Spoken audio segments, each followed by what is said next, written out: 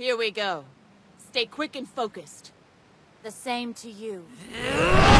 Hello, everybody. Welcome back to Everyday Movies and Shows. Today we're talking about episode 11, Claymore. Those Who Ran Asunder, Part 3. Fucking pretty cool. We get some good background story on Maria. We get some information about the top 5 Claymores in the organization. Yeah. And we learned something pretty cool. Yeah, it was a really good episode. It was it was exactly what I was looking for. It's exactly what I've been talking about for What do you a long mean? time. About fuck the organization, and you get it sheds a little bit of light on that, and Just a little bit. Just a little bit. Just a little bit of light. But it's what I needed. It's what it was more for me. It's like, okay, thank you. That's all. I just need you to touch it just a little bit. Scratch that itch, because it was driving me nuts. Do you like Maria?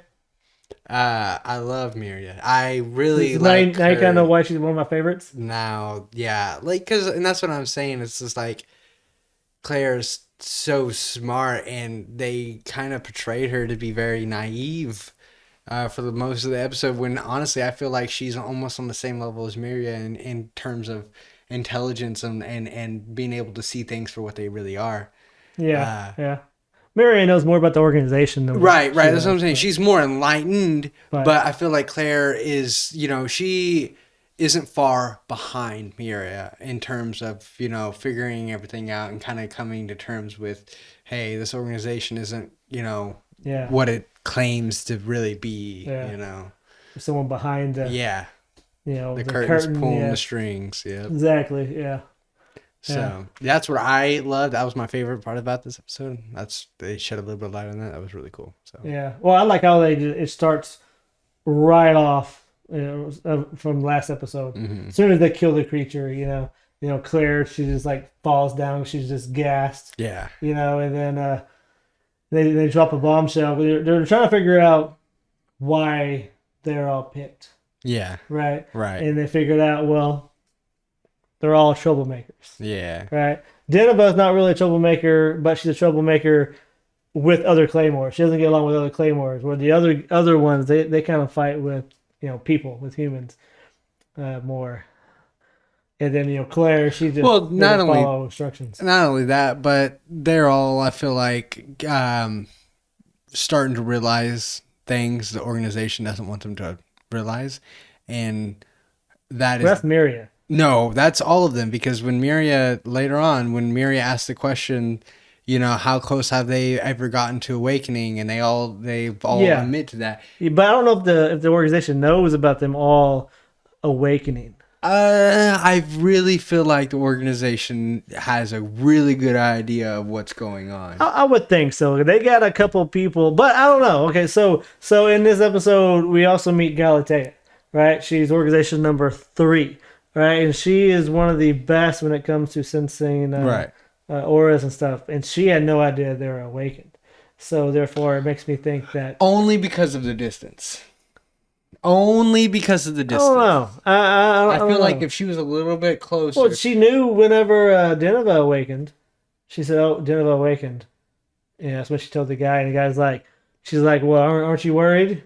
He's like, "I never said I cared for a monster." Like, Well, that's what I'm saying. She even knew. She's like, something's not right over there, because she's like, that awakened, they stopped, the aura went back down, and she's like, I was mistaken. When she knew. yeah, she knew something was up. She wasn't for sure. She knew that there was an awakened being, and for it to stop like that she's like, all right, that's not right. She's like, I know what I sensed, She's But like, she didn't really want to tell him that. Exactly. She's like, fuck this guy. What's funny though, in the manga, she refers to him as a wily fox, a wily fox. Yeah. Yeah, because he's pretty. Yeah, he's sketchy. Not. He's not a good guy.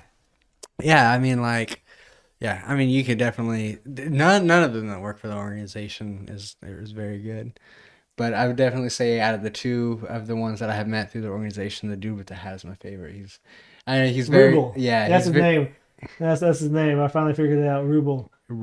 Yeah, he's very chill. I like his chilliness. There's some good backstory on that guy, which I hope to get into later. Yeah. Uh, But I mean, I thought that was really interesting how they brought her to kind of keep an eye on him.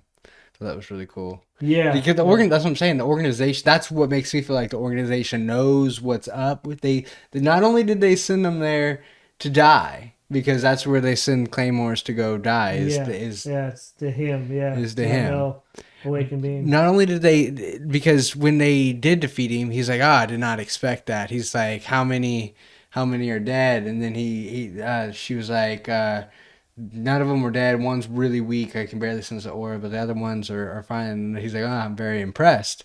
Which, that's what I'm saying is like, they know something's up with them. Not only are they like troublemakers, but why else would they sense them to death? So well, that's what I'm saying. But why else would, if they don't do that to every claymore that they send out there to die? They don't have him come out there and have the other claymore sense them. So that's what I'm saying. They're testing their abilities. Right. They're really wanting to see how strong they really are. Are they coming out? Are they gonna be able to kill this thing?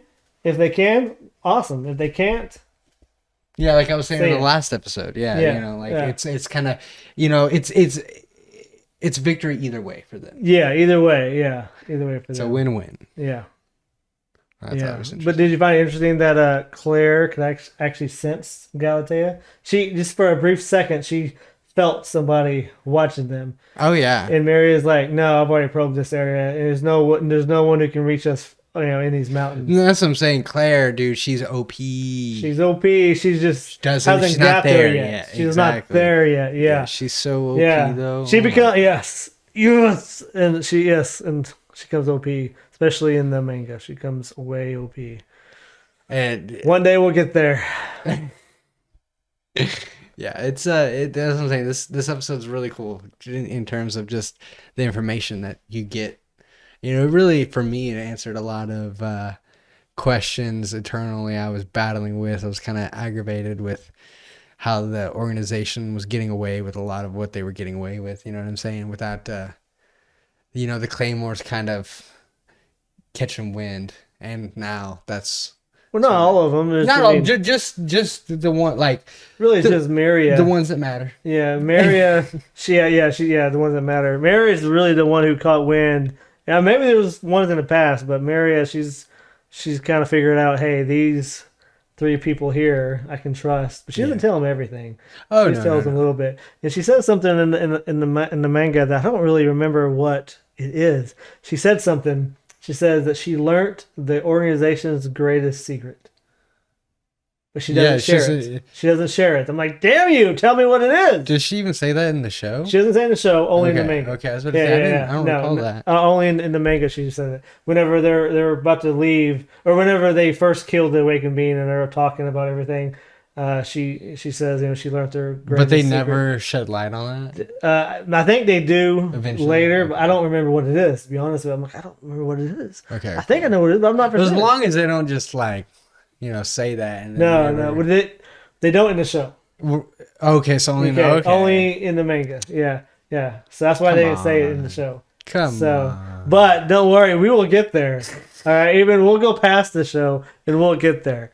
So, but was you surprised though whenever Maria said they've all awakened? Since they all surpassed their limit, they've all awakened. I was in between, like halfway in between. I was a little bit more surprised, but I was just interested, just in terms of I don't know how to put it. It's like they're starting to figure something out, and Whoops. That's what makes me think that the organization sent them there, is because they're starting to kind of understand. I don't even know. I don't know. Yeah, I do find it interesting. I just I don't know. It was really weird. I thought it was really cool that they can do that, but I don't know. It was interesting. What, that they can awaken and go back? Yeah, just it's not what I expected. All of them can do. It's only. Well, I just feel like. Yeah, I feel like all claymores can. They just are. No. Yeah, exactly. No, it's exactly. Yeah. Most of them, when they get to that point, they think, well, it's too late. And a And lot of them don't have the willpower to to come turn back. exactly because You know? it's that lust for that good feeling, that dopamine or whatever. Yeah, they get that good feeling. they get that good feeling. Yeah. So like that's what I thought was really interesting. Really, really interesting.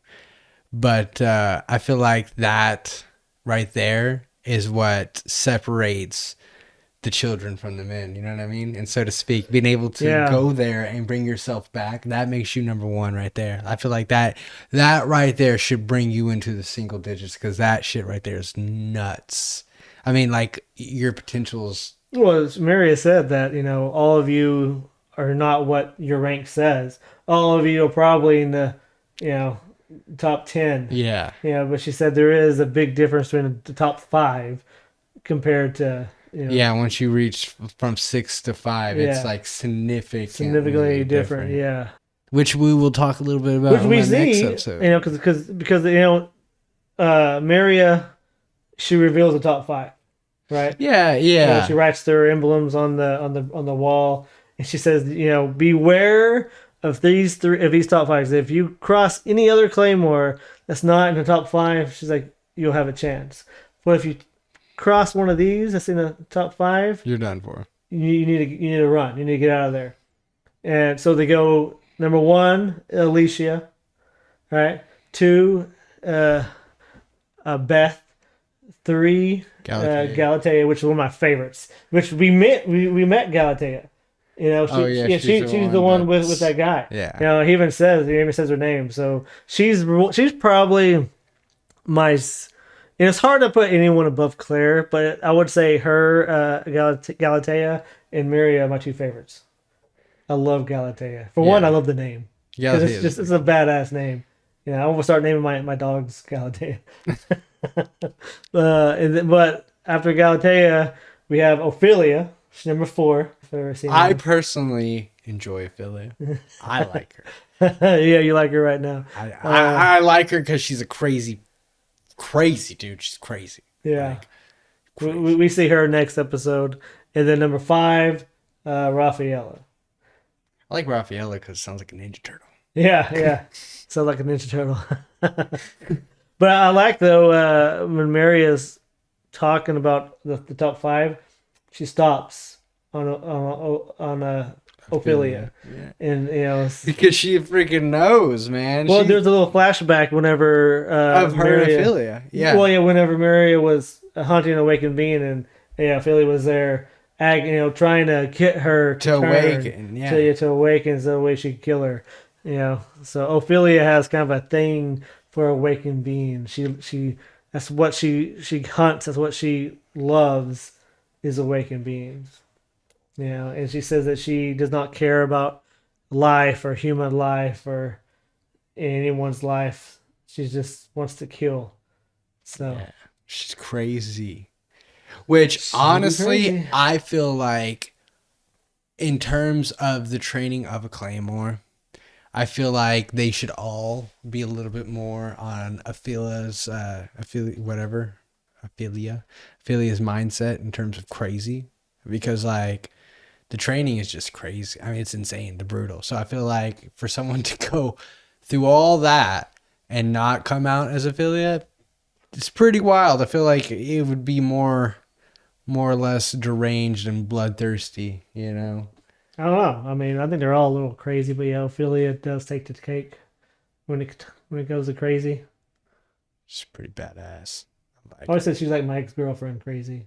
Just that's what I'm saying. That's what makes her badass, man. Yeah, she's crazy. Like it's not the kind of person you want to be around, but you're experienced it. Lessons learned.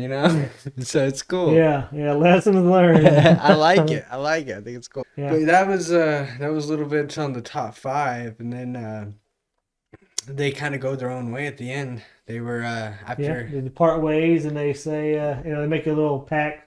Which I thought was really cool. Yeah, a little friends pact. Yeah, to kind of. Which honestly, let me say that I thought was interesting when they were talking to Galatea. Well, when the dude was talking to Galatea and saying like you're gonna have to face them one day, probably. No, he said Remember the auras, because one day you may have to cross swords. You would do well to remember their auras. Mark my words, it may not be too long before you'll have to cross swords with them. And then she says, I wonder which ones will be alive for me to face. Yeah. So that goes for me to tell that not all of them are going to survive. Well, Jacob, I got some news for you. No, I thought that was cool, though. I was like, interesting. A little bit of food for thought there, you know? Man, you remember what 5 episodes ago I told you it just keeps getting better, keeps getting more intense, more intense. Well, it doesn't stop. See, I like how they do the Yoma, I mean, the awakened beings. Like, Yeah, they're badass, aren't they? The way they look. They look like something out of like, just like some dark freaking. Tell you, it reminds me of the Thing, the John Carpenter's The Thing. It reminds me of something more or less from like each creature turns into something different. What's his name? The dude who does the freaking Resident Evil art. The guy who makes Resident Evil like 4 and the new Resident Evil. Like it's not as like dirty, but it's very dark. You know, with like the big heads and like the just weird shit. You know what I mean? It's really cool. I love it. Yeah. That's our discussion on episode 11. Those Who Ring Asunder Part 3. Fucking badass. We learned a little bit about the organization. We learned a little bit about the 4 Claymores. And Maria, Helen, Geneva, and Claire. And Galatea. A little bit about Galatea. And we learned the top 5, which is cool. It's chock full of information. I really... Yeah. So my favorite, like I said, these 3 episodes are probably my favorite 3 episodes of the... One of my favorite 3 episodes of the show. So I really like it. So because shit just gets a little bit more wild, a little bit more stressful. So, but yeah. Anything else? That's it, man. All right. Appreciate you watching, and we'll have episode 12 next week. Have a good night, guys. Peace. And number 4. Her name's Ophelia, and this is her emblem.